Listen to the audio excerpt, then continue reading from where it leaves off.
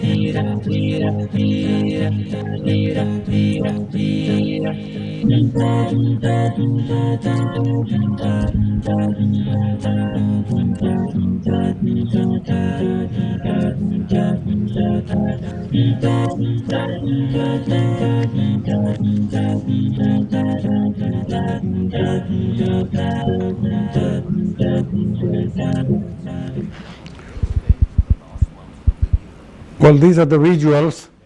We seem to have lost the voice. These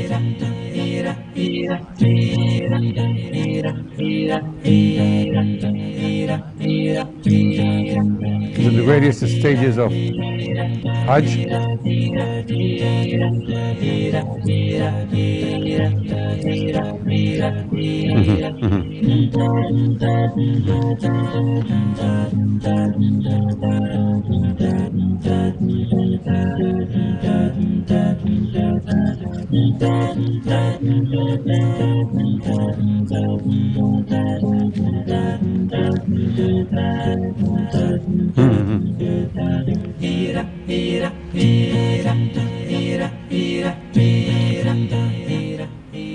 Right.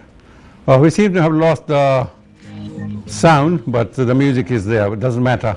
We are here to talk about the Hajj and its various aspects. Our guest today is Mr. Irfan Iqbal Khan, and he is an experienced journalist, an experienced person who has covered the Hajj for many newspapers. Mr. Irfan Iqbal Khan, before we go into that, please, since you are here for the first time, tell us, our viewers, about yourself. Assalamu alaikum and good evening to all the NTV viewers. I am Irfan Iqbal Khan. I am a senior journalist working in Saudi Arabia for about a quarter of a century. I have worked in different newspapers and I was fortunate to cover Hajj 7 to 8 times. I'm based in Dammam, Saudi Arabia, and I'm also into social activities, and I'm a community leader of the Indian community in Saudi Arabia, And I am also associated with educational institutions. I was on the board of Asia's biggest school, International Indian School, Dammam. So that's all. Right. Yes, sir. You did not mention anything about your activity as a Toastmaster. First, please, in short, explain the concept of what is it? What is Toastmastering? I deliberately avoided that because Toastmasters are supposed to be good speakers, Yes. public speakers. I'm sharing this virtual platform with an experienced journalist with a,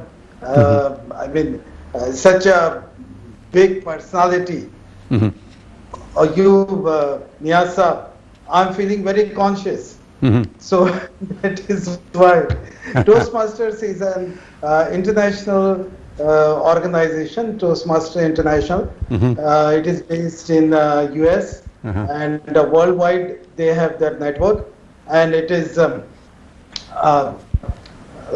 they have Toastmasters clubs in which people practice their communication and leadership skills. Right. And there are various paths. So you choose a path, leadership path and communication path, Right. and you progress and you graduate and you get certificates and all. And the Right. highest level is the highest degree or whatever you call it. It is Distinguished Toastmaster, Right. which is called DTM. So when you accomplish this, so you get that DTM title. Right. So on many social media sites, you will see DTM Irfan. Right. So people confuse it. People think that is my initials. Right. So that is. Is it like getting a black belt in judo? Okay. You said that you have covered the Hajj for several times, you see, like 7-8 times, you see, and alhamdulillah, I'm sure that being there you have performed the Hajj a number of times. But I would like to provide a bit of introduction, see, as when you were there, was commissioned to write 5-part series on Hajj, see. And one of the beginning that I remember was that whatever you imagine the Hajj to be, it is bigger and better. See, most of us who are living far away from Saudi Arabia and not aware of the geography and the history of the Hajj, because we seem to confuse issues like that. See, we understand that Hajj is like Umrah, see, and Umrah is lesser Hajj, see, but there is a world of difference between that. Umrah can be performed within 2 hours and Hajj takes 5 days. They say it's bigger and better. The pilgrimage to Makkah al-Mukarramah is indeed one of the miracles. It doesn't matter how you understand or how you intend to perform the Hajj. The journey to Makkah, the first house of worship of Allah subhanahu wa ta'ala, is demanding. It calls for time, physical endurance and taqwa. Hajj is a very special ibadah. It's like it has to be performed at a particular time between 8th and 13th of Dhul Hijjah. In Makkah al-Mukarramah, you travel between Makkah, then Mina, Muzdalifah, Arafah, Mina, and back to Makkah, you see. Then you have to be in a special dress, ihram, unstaged pieces of cloth, one for the bottom and one for the top. Then you have to have, that is what you are carrying with you, and Quran is very clear that the best thing that you can carry with you, the best provision is taqwa. So it is a combination of things. It's not just going there, performing Hajj and coming back. It's demanding. When you put on the ihram, you have forsaken your connections with the real world, with the business world, with your families. See, you are still a father, you are still a son, but you are supposed to forget them for the time being and concentrate on the Hajj and its demands. So, what was your experience when you went to the Hajj for the first time?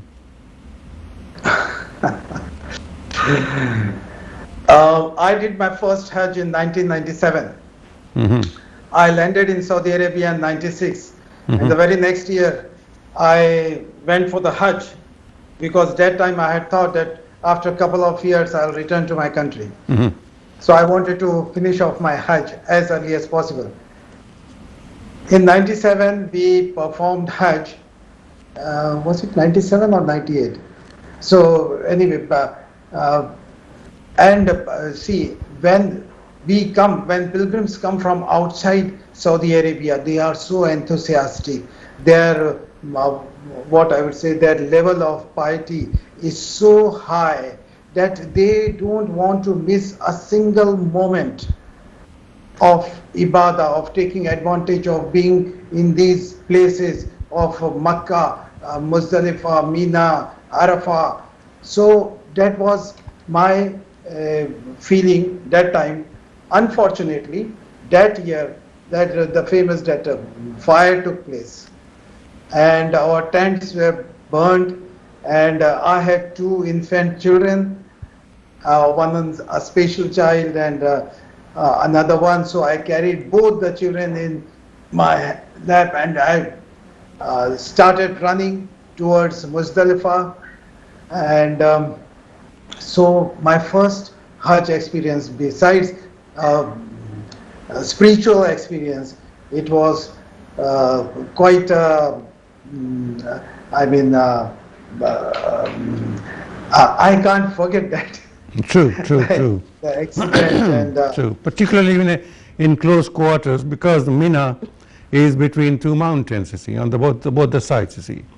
And with so many people all around you, so many tents, one catches fire, the other catches fire, you see. So it's very disturbing, and you don't find any escape route to get out of that place. And it can be very, very dangerous. People have lost lives, but that is part of the experience, I suppose. That is part of the test of every Muslim when Allah subhanahu wa ta'ala calls you to his house to perform this miraculous journey and to perform Hajj, and the rewards that you will get. Inshallah, this is part of the test. Wouldn't you agree with that? Yes, sure. And you see, after you perform Hajj, and especially my personal feeling was, I got a realization that how useless the world is. Mm-hmm. Because in Hajj teaches us so many lessons. True. That is it. I mean, it is, you feel totally a changed person after performing Hajj, because there you get to learn so many life lessons. Mm-hmm. We will go into that in our next segment, but let me tell you that when we perform Hajj, we put on ihram. See, that is the first step, that we are forsaking our normal life. See, we are cutting almost connections from the worldly life, the business life, and we are submitting ourselves to the Almighty for His ibadah, the ibadah that He loved so much that it has been ordained that we should all able-bodied man who can afford to go there, it has been made compulsory on all of us. Hajj is not just an exercise of traveling, but it is also an exercise in endurance. We take a short break here. When we come back, we'll pick up the thread and we'll be back on our way to Mecca. Don't go away, we'll be back soon.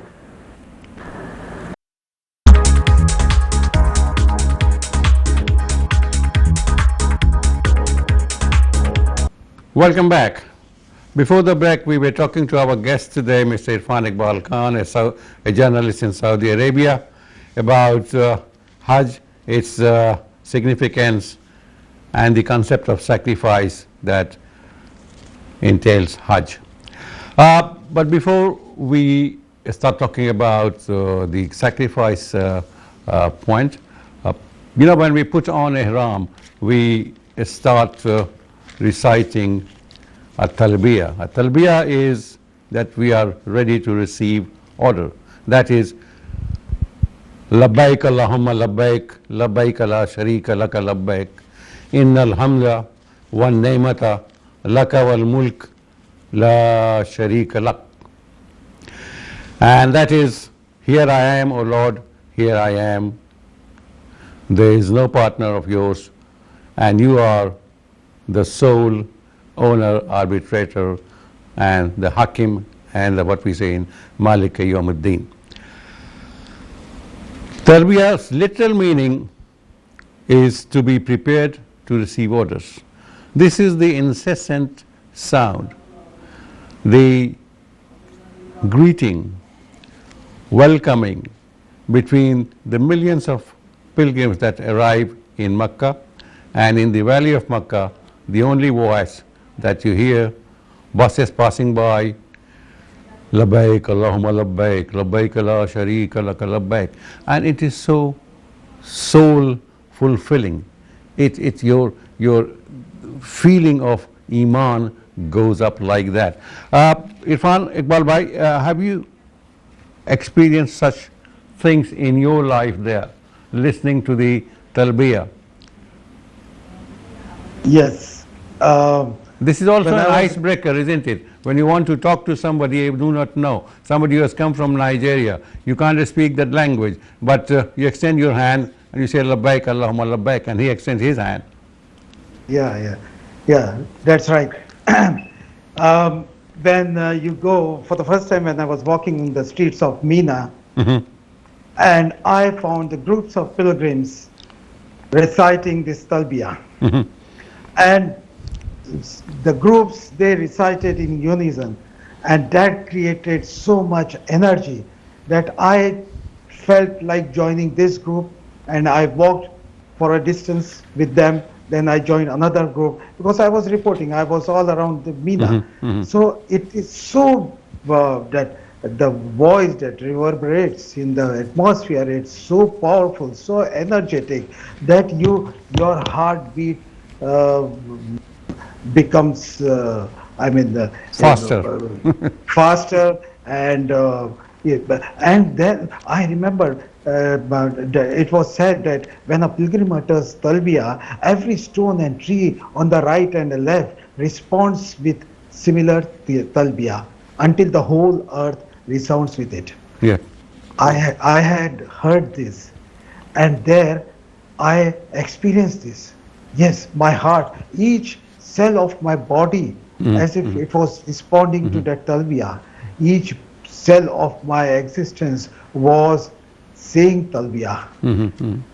It seems like the entire universe around you is in unison. They are together, all together, repeating Yes. the chant, labbaik Allahumma labbaik, here I am, O Lord, here I am. See, and it is why we are there, see, because our Lord, our kind Lord, our merciful Lord wanted us to repeat and show our sense of duty as Prophet Ibrahim alayhi salam had performed, and that he liked so much. Then there is this Rasai. And it is, as you said, it is like an icebreaker, because there we see people of all the races, really of all the colors and different nationalities, different tribes. Yep. We don't know each other, we don't know their language, but we communicate through this talbiyah. Yeah. And we smile at each other, we greet them, Yeah. and we recite this talbiyah. Yeah. So it is like icebreaker, as you said. And even unknown people try to help you. Yes. Unknown people try to help you. See, I was, once I had to travel on a bus from Mina to Arafah, and something fell from the bus, from the top of the bus. And our leader was a gentleman, and somebody told him that something fell off the bus. And he was so confident that he said, no problem, the policeman will find and bring it. Later we found out that it was that gentleman's bag that fell off the bus. But lo and behold, next morning the policeman did arrive with his bag to our tent, see. So this kind of faith, unflinching faith, is there, and it is generated. First of all, of course, it is generated from within, but also from without. When you accept this, the efficacy of this chant, Labbaik Allahumma Labbaik, I am here to listen to you, to listen to your orders. Give me the order. And the order is sacrifice. We offer animals as sacrifice, you see, but this is again in recognition, in commemoration of what Prophet Ibrahim alayhi salam and his son went through, see. Yes. He offered his own son because God had asked him. Yes. Will you explain this? Is the jamarat, where we throw stones, see. There is this number 7 times of tawaf, 7 times running between Safa and Marwa, and we collect 49 stones, isn't it? We throw 7 Yes. stones at the jamarat. Yeah. Yeah, this 7, the figure 7 is a very mysterious figure. Yeah, which is- mystical. Yes, it is in several religions besides Islam, the number 7. Yeah. But we, yes, we have perform tawaf 7 times, circumambulating the Kaaba. Yeah, yeah. Then the 7 stones and all. So, talking about this stoning of shaitan, Yeah. this is the, when I perform this ritual, that time, while stoning the shaitan, Mhm. I felt that I am more powerful than shaitan. Mhm. I am more powerful in the sense that he cannot misguide me. I am stronger. I am stronger, and here I am trying to defeat him. And this is the lesson I took, that never come into the temptation of shaitan. Yeah. We are stronger than him, and we have stoned him on during Hajj, and so now he cannot dare to misguide you from the right path. As So he with failed, condition- as Shaitan failed with Yes. Prophet Ibrahim and Ismail alayhi salam, so Yeah. he has failed with us.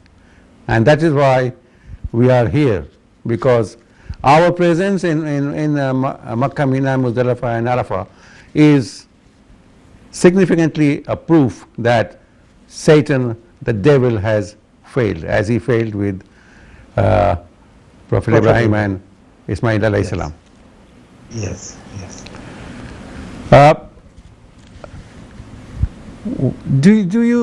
Can you recount how Satan tried to persuade Hazrat Ismail that this is not right, and your father wants to slaughter you for the sake of Allah?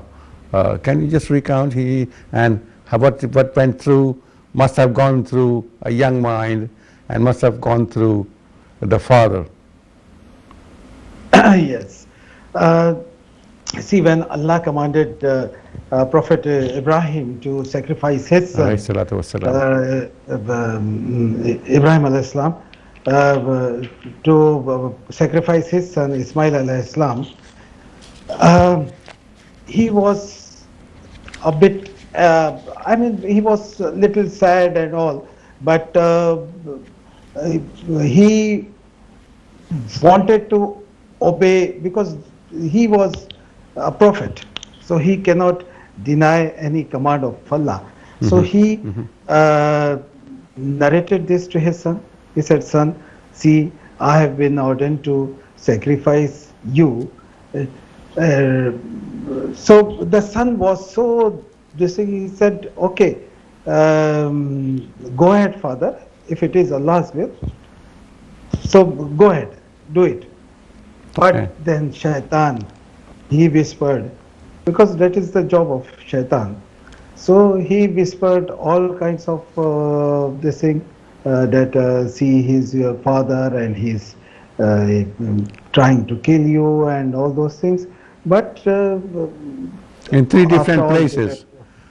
three Three different times he places, tried to persuade them not to go ahead with that.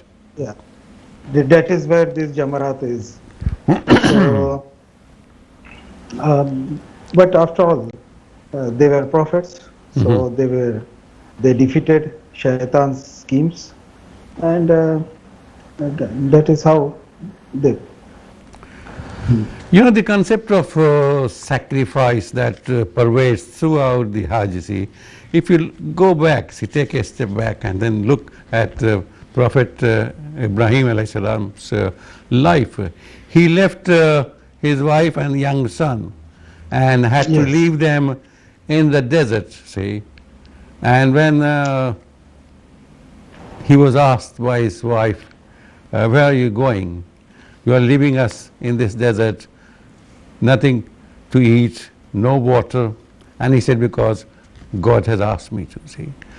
So imagine that the kind of feelings he must have gone through, the prophet, see. Of course he was a prophet, so his feelings we cannot even imagine. But this was another sacrifice, leaving his loved ones out in the desert with no water, no food. He goes away only to carry on the command of Allah subhanahu wa ta'ala. Yes. Yes. They. This was because, see, Ibrahim alayhi salam was a prophet. So, although as a human being, all these feelings comes to one's mind, one gets emotional. How Right. can I leave my wife, my small child, infant child, and go away where there is no water, it's a barren land, it's in the middle of the desert. True. But they are, they have full trust in Allah subhanahu wa ta'ala. And their taqwa is so high that they know that if I leave them, Allah will take care of them. So they will not be alone. They will not suffer because I am leaving them, I am not taking care of them, I am doing my duty. Allah has commanded me to go, so I am leaving them, and Allah is there to take care of them. Right. So Because- with this faith, he left. True, true. And this is the kind of faith that we find sometimes in our professional life. You see, that if we are asked by our boss to do something and we go ahead, ignoring whatever we were doing. So we are sure that way that things will be taken care of. And that, of course, the command from the super highest Rahman and Rahim, so he won't leave his loved one without any help. Yeah, sure. Very true.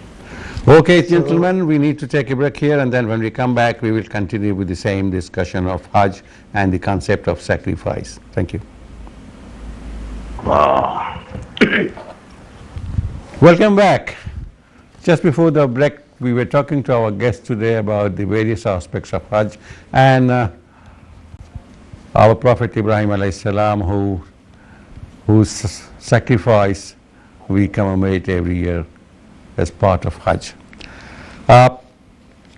Can we show this picture? Can you zoom on this? This is the picture of Kaaba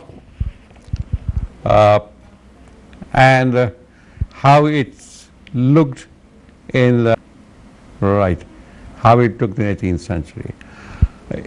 Apparently it looks the same basically, but a lot of new developments have taken place, and the construction all around is from the Turkish time. The Kaaba is there. Then there used to be 4 imams from the 4 school of thoughts, but it's no more. Such things are not there. And our guest today is going to talk about the further developments. This is, can we zoom on this? This is the sacred Hajar al-Aswad, the black stone. Thank you.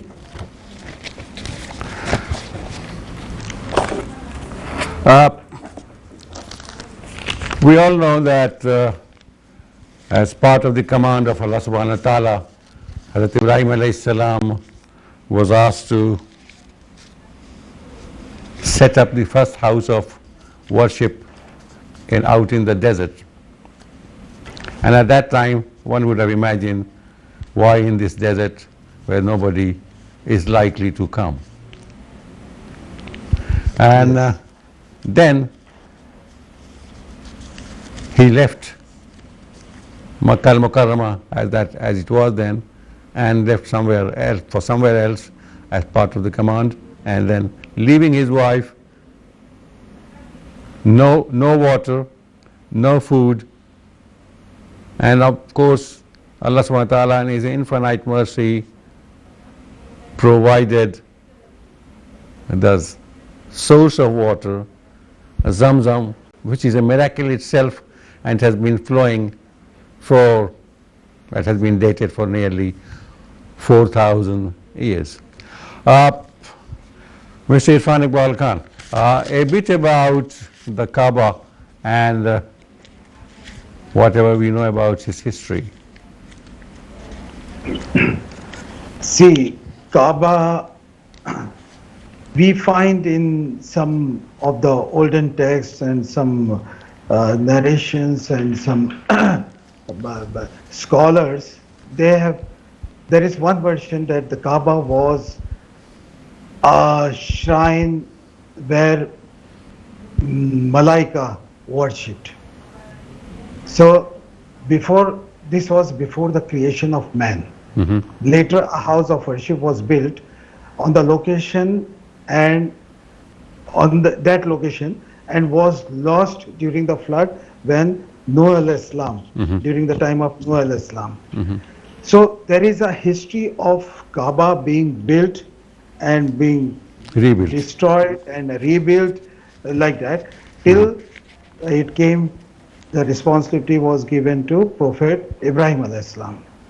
So Ibrahim al-Islam was directed to this barren land in the middle of the desert, and he was asked to construct this house of Allah. And he did that. He and Prophet Ismail alayhi salam. So, and after that, many times it was rebuilt and it was attacked by the enemies of Islam, and it was destroyed and again rebuilt. Kaaba in the present form is a very strong structure, which was again, I think in the 80s it was rebuilt, it was repaired and it was rebuilt. And so earlier Muslims, they worshipped facing towards Jerusalem. Yeah. That later on, when that The Qibla was changed. The Qibla was changed, and Allah subhanahu wa ta'ala, he guided Prophet Muhammad sallallahu alaihi wasallam to change the direction of this thing, worship. So from Jerusalem, Muslims started facing the Kaaba. So Kaaba has been, since time immemorial, the Kaaba has been very important, very a center of worship and center of many religious activities, even in the pre-Islamic era. And the custodians of these this holy house were the Quraysh, the family of the Prophet ﷺ. Yeah. Uh, you must have heard the name of the family, the keys are with them, the Shabi family. Shabby family, Yes, yes. Still and the keys with them. still the keys are with them, you see. And Yes. when I was teaching at Makkah University, see, one of my students was from that family, and I didn't know that. And he came and said that, do you know who I am? And I said, well, you are a student, a good student, that's all. He said, no, I'm from the Shabi family. So I said, it's a pleasure meeting you, and it's a privilege that you are from such a good family, but you have to live up to it, live up to the name. Just the name at the end is not enough. You have to live up to your character, should be better than others. See, but he was a good person. This is great that the traditions are that people after the conquest of Mecca, people wanted to take away the keys from this family, and but Prophet ﷺ intervened, and he said that no, let the key be with the same family. So even before the conquest of Mecca, the same family had the keys, and it's a great Yes. tradition. It's a great tradition that is not going to change. See, despite the fact that so many rulers have come and gone, and they have done great work. You are a witness. I left Saudi Arabia in 2009, and I was there for nearly 28 years. Most of my time was spent in Makkah, so Allah subhanahu wa ta'ala was very kind, I feel very humbled to have been there, to perform Hajj many times, Umrah and all that, and to have served many friends, many relations, and many unknown persons. But please do tell us something about the latest development that has made the life of the visitors much easier, particularly the hotels, the road network. There are some 49 tunnels around Makkah that has made distances closer, and also the trains that travel very fast, and the 460 miles from Makkah to kilometers from Makkah to Medina has been brought. It can travel within hours now. Yes, sir. Yes. Yes.